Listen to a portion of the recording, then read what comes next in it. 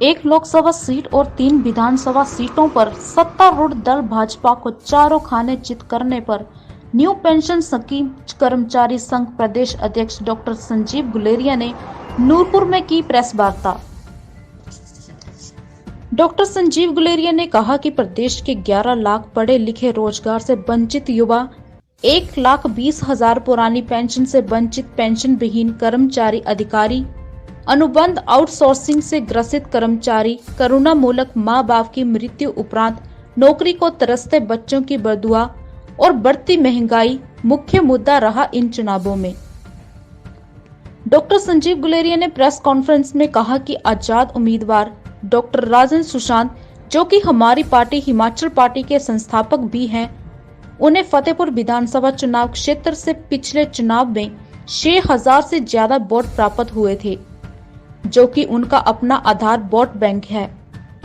लेकिन इस बार पेंशन विहीन कर्मचारियों के बेरोजगार और युवाओं को मौलिक अधिकारों और स्थानीय जनता के मुद्दों की लड़ाई लड़ने के कारण उन्हें तकरीबन आधे से ज्यादा वोट, 13,000 वोट, लगभग 7,000 ज्यादा वोट जनता ने दिए। डॉक्टर गुलेरिया ने जनता और युवाओं से आह्वान किया कि 2022 विधानसभा चुनाव में मौजूदा विधायक की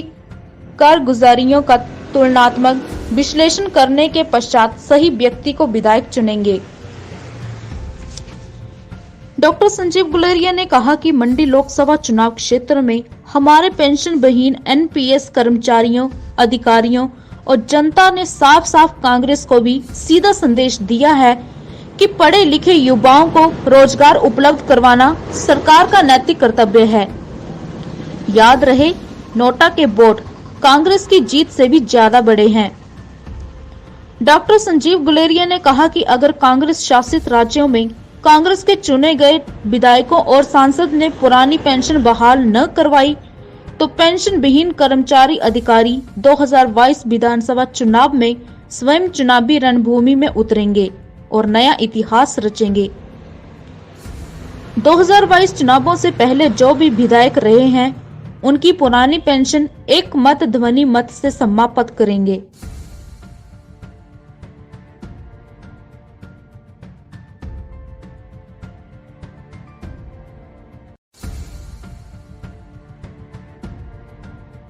संजीव गुलेरिया, प्रदेश अध्यक्ष न्यू पेंशन स्कीम रिटायर्ड कर्मचारी अधिकारी महासंघ हिमाचल प्रदेश। देखिए, मैं आपसे आज ये बात करना चाह रहा हूँ कि अभी जो उपचुनाव हुए हैं जिसमें सत्तारूढ़ दल को करारी शिकस्त दी है, उसका जो मेन कारण है वो हिमाचल प्रदेश में पढ़े लिखे बेरोजगार युवा जो कि 11 लाख के करीब हैं और 1,20,000 जो न्यू पेंशन स्कीम में कार्यरत कर्मचारी हैं, और उसमें भी हमारे अनुबंध दैनिक वेतन होगी, आउटसोर्सिंग कर्मचारी जो हैं और जनता जो इस बढ़ती महंगाई से त्रस्त थी, त्रहीमाम कर रही थी जनता, उन्होंने अपना गुहार जो है वो सत्तारूढ़ दल जयराम सरकार पे अपना जाहिर किया है और साबित किया है कि प्रदेश की जनता जो वो बड़ी सजग है और बुद्धिजीवी है, जिन्होंने के इतने मंत्री हर विधानसभा क्षेत्र में उन्होंने चुनाव ड्यूटी लगाई हुई थी, उसके बावजूद जो है वो भाजपा को शिकस्त मिली है। देखिए, मैं फतेहपुर में हम डॉक्टर राजन सुशांत को सपोर्ट कर रहे थे, न्यू पेंशन स्कीम रिटायर्ड कर्मचारी अधिकारी महासंघ। हमारे वहां पे रिटायर्ड और सेवारत कर्मचारी, उनका जो आंकड़ा तकरीबन 1700 वोट का है। उन्होंने बहुत महत्वपूर्ण भूमिका निभाई है डॉक्टर राजन सुशांत जी को सपोर्ट करने में। लेकिन जो पिछला चुनाव हुआ था उसमें 6,005 के करीब 6,000 से ज्यादा वोट मिले थे डॉक्टर सुशांत को। लेकिन इस बार चुनाव में उनका जो मत प्रतिशत भी बढ़ रहा है और वोटों की संख्या जो 13,000 के करीब 19,227 के करीब रही है, जिसमें डॉक्टर राजन सुशांत का अपना एक वोट बैंक आधार है जो 6,000 के प्लस है, और दूसरा जनता जो थी महंगाई से त्रस्त थी, वो भी दुखी होकर उन्होंने वोट डॉक्टर राजन सुशांत को किया है। मतलब अनफॉर्चुनेटली वो चुनाव जीत नहीं सके हैं, लेकिन मुझे पूरी आशा है कि जब 2022 में मुख्य चुनाव होंगे विधानसभा के, तो जनता जो है वो मूल्यांकन करेगी मौजूदा विधायक का और डॉक्टर राजश्याम का जो पिछला रिकॉर्ड रहा है एज एमएलए, एज ए मंत्री और एज एमपी, तो उसका विश्लेषण करके मुझे 101% उम्मीद है कि द्वारा एक सही व्यक्ति को फतेहपुर जनता जो तो अपना विधायक चुनेगी 2022 चुनाव में। देखिए, अब मंडी में कांग्रेस को भी ज्यादा खुश होने की जरूरत नहीं है, क्योंकि मंडी से जो कांग्रेस प्रत्याशी रानी दुर्गा सिंह जी जीते हैं उनका वोट मार्जिन 7,900 के कुछ करीब है। लेकिन आपको मैं बता दूं कि हमारे जितने भी एनपीएस कर्मचारी थे, बेरोजगार युवा थे और कुछ बाकी संगठन जो थे और जनता जो थी इस महंगाई के कारण दुखी हो गई थी, उन्होंने नोटा का बटन दबाया है और नोटा का वोट जो है वो कांग्रेस प्रत्याशी की जीत से ज्यादा है। तो देखिए क्या समीकरण बनेंगे 2022 जो मुख्य चुनाव होना है हिमाचल प्रदेश में। तो ये जयराम ठाकुर के लिए मतलब खतरे की घंटी है। खतरे की घंटी क्या है?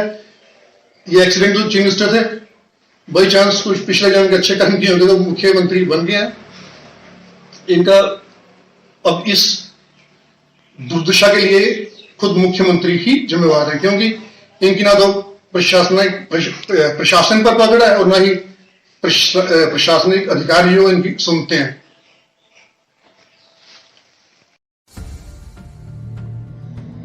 हिमाचल प्लस न्यूज के लिए नूरपुर से भूषण शर्मा की रिपोर्ट। पिया तो कैसा अभिमान, पिया तो बीती यादों से नाता सहेजना सीखा, हाथ थाम कर जिनके चलना सीखा, गिरने लगती जब तो उनसे संभलना सीखा, पिया तो कैसा अभिमान, उनकी डांट से खुद को तराशना सीखा, पिया तो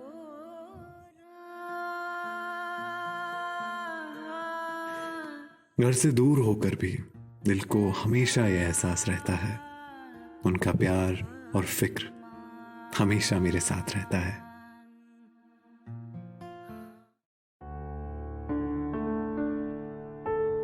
भूषण ज्वेलर्स, अनमोल रिश्तों के लिए।